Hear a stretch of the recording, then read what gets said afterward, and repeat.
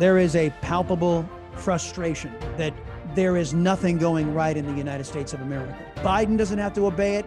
Deep state doesn't have to obey it. Why am I obeying it? And once millions and millions of Americans get that into their head, it's the end of the civilized society. The other side believes in imposing their will. They don't believe in democracy. Their goals are to undermine. Our goals are to unify. And we must be equally committed to defeating them as they are us. Chris, I know you're a great student of history. You wouldn't have the beliefs, convictions that you have without that.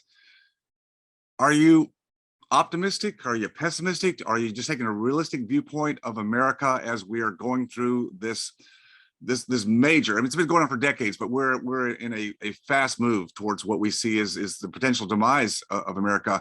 Is there a point where there's no return, or what do you really feel? You talk to the people all the time. You've got a pulse. What do you think? There is a palpable frustration as you see Mr. Biden sinking to 38% approval, that there is nothing going right in the United States of America, whether it's the pandemic and the loss of freedoms and the American left wing that is seeking to use that pandemic and people's fear of disease to take away their rights permanently. People are starting to get a sense, oh man, we are being ruled by some of the worst among us. So as far as being optimistic, I am optimistic that the people are finally starting to recognize what type of trouble we're in. Whether the awakening is coming too late, I guess history will tell. But there are a lot of people out there who believe that that now is a time for a conflict to escalate, that if the other side doesn't obey the rule of law, doesn't obey the restrictions placed on them by the Constitution, why are we doing this? And that's a cautionary tale to you Republicans out there. I had a congresswoman on the Newsmax show, and I asked her point blank, do you think Mitch McConnell and Kevin McCarthy recognize the danger of what they're doing by seeing Joe Biden, who's violating a Supreme Court ruling about the Remain in Mexico policy? He's simply just choosing not to follow the courts. So once Americans get this idea, well, the courts and the law, it's all a suggestion. Biden doesn't have to obey it. Deep state doesn't have to obey it. Why am I obeying it? And once millions and millions of Americans get that into their head, it's the end of the civilized society. And I don't believe Republicans recognize they think they're saving the country right now by not confronting Joe Biden. If we just let him do his damage, and then we'll get the House and maybe the White House back, and we'll be able, and they never follow through because they're always too busy firing at each other. They'll never follow through, but this is how they delude themselves into staying on the sidelines while some of the worst people in our society ruin the constitutional republic that we have built here. So there is a cautionary tale for all of you passive Republicans out there, that if you continue to allow this regime in the left wing to undermine our Constitution, fairly soon, the American people will descend into that same lawlessness. And then no Republican, no Democrat, no number of deep staters are going to be able to repair that damage. The civilized society will be lost, and so will America.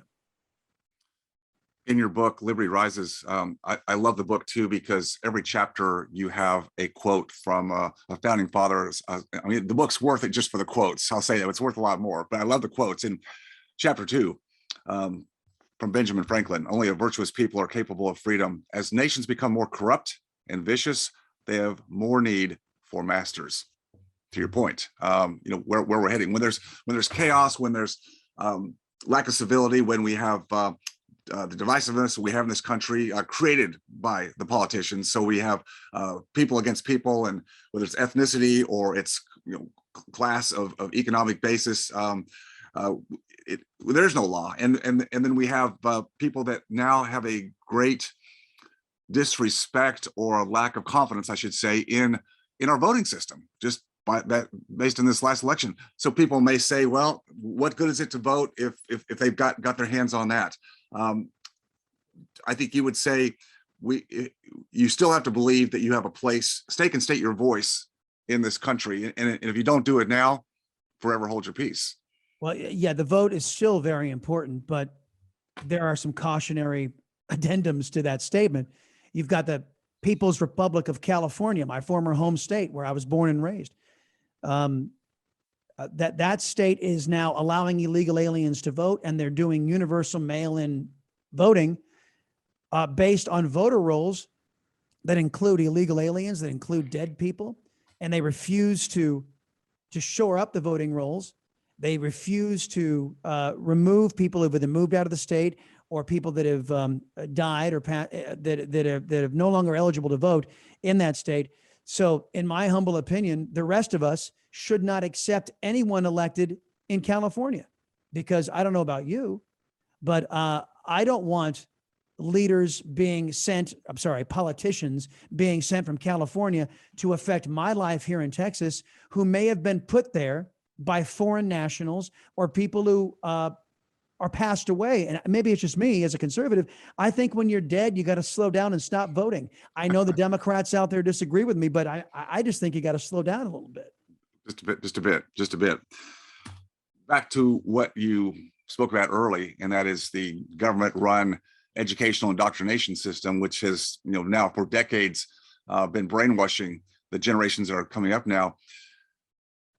Again, you speak to your shows are open to all people, and you're very considerate, yet you're very, again, very convicted about where you stand. I see you, Chris, as someone who really is a compilation. You're unique. You are your unique self, your personality, which I love. But I see you as pieces of Rush Limbaugh, Glenn Beck, Victor Davis Hanson, Mark Levin. You can encompass a lot of the greats, and I'm not just patronizing you. I love the way you work with people when they come on the show. You have an ability not to let them certainly run over, but I'm asking you, since you have that patience and practiced in your articulation, how do we, again, message some people that we know, that people that are good people and they have wisdom, they're not idiots, but they believe in the other side. What have you found? Is there a way that you can bring them onto your side little by little? Or is there just, you have to wait until they just wake up? What's your basis there? Well, I have experience with that. I remember, by the way, still a dear friend of mine that went back and forth with me during the years of George W. Bush's presidency, and was immense critic. And I found myself for 6 years defending President Bush more than he would defend himself, which is a different discussion for a different day, yeah. Which is why many of us feel so betrayed by Mr. Bush. But as soon as Barack Hussein Obama was elected and he started screwing up and screwing the country, I found when I went back to my left-wing friend, there was no more discussion. I don't want to talk about it. This is the nature, and I think this is a recognition that many of us on the conservative side have to recognize. There are differences in ideology. The other side believes in imposing their will. They don't believe in democracy. They don't believe in differing points of view in debate. You can see through YouTube, you can see through Google, who have declared the man-made global warming theory, it's over. It's no longer a theory. They are stopping any discussion on this. And they are indicative and they are emblematic of what passes for left-wing intellectual thought these days, which is, I'm right, you're wrong. And if you say I'm wrong, I'm not even going to debate it with you anymore. However, if you're in charge of me, I'm going to be hammering you every single day. And that is the nature and the difference between the ideological movements. One is very violent, as you've seen with Black Lives Matter and Antifa for a couple of years now, and they're torching and they're beating and they're looting and they're in your face style. The left wing gets away with it with a full blessing of the corporate and the biased press. Meanwhile, here we are, a Judeo-Christian centered conservative side of the ideological persuasion, who believes in debate and believes in hearing out the other side and having intellectual, robust discussion. And the only time they want to discuss is when we're in charge. It is one of our strengths, but also one of our weaknesses. And there has to be an awakening from the conservative, Republican, centrist side of the independents to understand the nature of our political enemies and refer to them as enemies because they think of us as enemies. Ronald Reagan said, "Oh, to see ourselves as others see us."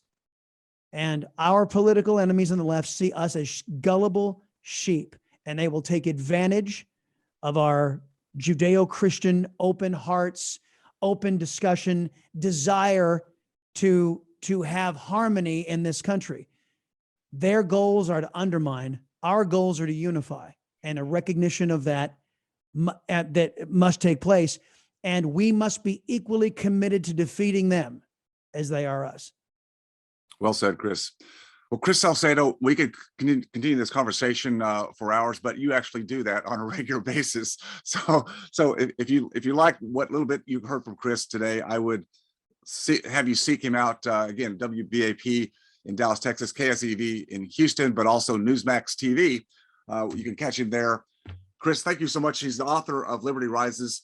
We'll be able to hear more from you soon, but thank you so much for your advocacy, for what you do to carry the torch for what this country is built on. Thank you so much. David, thank you. If you enjoyed watching or learning from this video, please leave a like and subscribe to my channel for more content. If you have a question about any of my content or this specific video, just please leave a comment down below. And as always, stay focused on your freedom. I'll see you next time.